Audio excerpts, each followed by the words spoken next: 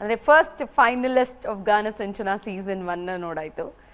ಈಗ ಈ ಹಂತಕ್ಕೆ ಬಂದು ಯಾರು ಗಾನ ಸಿಂಚನ ವೇದಿಕೆಗೆ ವಿದಾಯವನ್ನು ಹೇಳ್ತಾರೆ ಅಂತ ತಿಳ್ಕೊಳ್ಳೋ ಸಮಯ.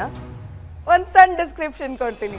ಇವರು ಚಿಕ್ಕಜಾಲದ ಹುಡುಗಿ. ನನ್ನ ಹತ್ರ ಬಂದು ಮಾತಾಡಿದಾಗ ಹೇಳಿದ್ರು, ಮೇಡಮ್ ನೀವು ನಂದು ಚಿಕ್ಕಜಾಲ ಅಂತ ಹೇಳಲೇಬೇಕು, ಯಾಕೊತ್ತಾ ನಮ್ಮಲ್ಲಿ ಇಷ್ಟು ಚೆನ್ನಾಗಿ ಹಾಡೋರು ನಾನೊಬ್ಳೆ, ಹಾಗಾಗಿ ಪ್ಲೀಸ್ ನನ್ನದು ಚಿಕ್ಕಜಾಲ ಅಂತ ಹೇಳಿಬಿಡಿ ಅಂತ ಬಹಳ ಸೊಗಸಾಗಿ ಮಾತಾಡಿ ನನಗೆ ಉಂಡೆ ಎಲ್ಲ ತಂದುಕೊಟ್ಟು ಸ್ವೀಟ್ಸ್ ಎಲ್ಲ ತಂದುಕೊಟ್ಟು ಪ್ರತಿ ಸರಿ ವೇದಿಕೆ ಮೇಲೆ ಬಂದಾಗಲೂ ಹುಂಜ, ಕೋಳಿ, ಮತ್ತೊಂದು ಮಗದೊಂದು ಎಲ್ಲರನ್ನೂ ವೇದಿಕೆ ಮೇಲೆ ಕರ್ಕೊಂಡು ಬಂದಂತಹ ನಮ್ಮ ಎಲ್ಲರ ಪ್ರೀತಿಯ ಗೌತಮಿ.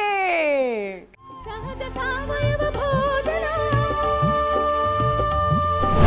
ಸಹಜ ಸಾವಯವ ಭೋಜನ, ಸಾವಧಾನದ ಜೀವನ.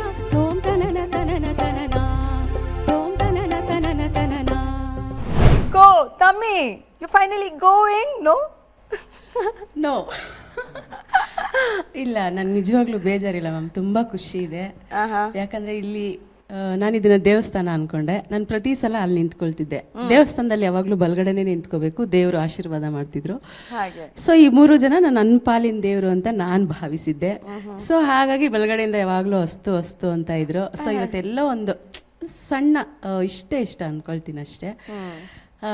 ಸೆಮಿಫೈನಲ್ ಸೆಕೆಂಡ್ ರೌಂಡ್ವರೆಗೂ ನಾನು ಬಂದಿದ್ದೀನಿ ಅಂತ ಹೇಳ್ಕೊಳ್ಳೋಕ್ಕೆ ತುಂಬ ಪ್ರೌಡ್ ಫೀಲ್ ಆಗುತ್ತೆ. ಅಲ್ಲಿಂದ ಬಂದು ಇಲ್ಲಿವರೆಗೂ ಬಂದಿದ್ದೀರಿ, ಸೆಮಿ ಫಿನಾಲೆವರೆಗೂ.